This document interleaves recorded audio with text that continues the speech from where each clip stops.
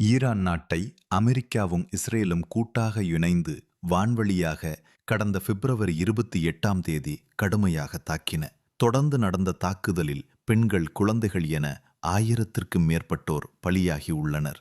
ஈரானின் பாதுகாப்பு மந்திரி அமீர் நசிர்ஜடே மற்றும் புரட்சிகர காவல்படை தளபதி முகமது பாக்பூர் ஆகியோர் கொல்லப்பட்டனர். ஈரானின் உச்ச தலைவர் அயதுல்லா அலி காமேனி, அவருடைய மனைவி, மகள், மருமகன் உள்ளிட்ட குடும்பத்தினரும் கொல்லப்பட்டு உள்ளனர். இதனை ஈரான் நாடும் உறுதி செய்து உள்ளது.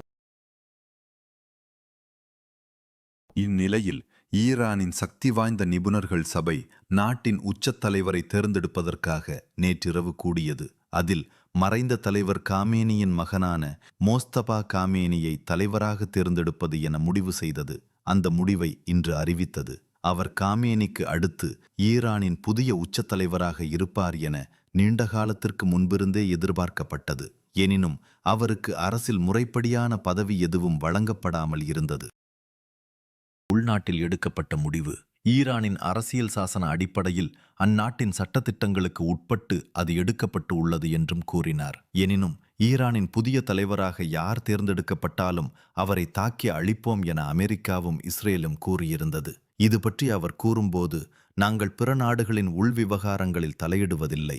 ஈரானின் இறையாண்மை மற்றும் பிராந்திய ஒருமைப்பாடு மதிக்கப்பட வேண்டும் என சீனா நம்புகிறது என கூறினார்.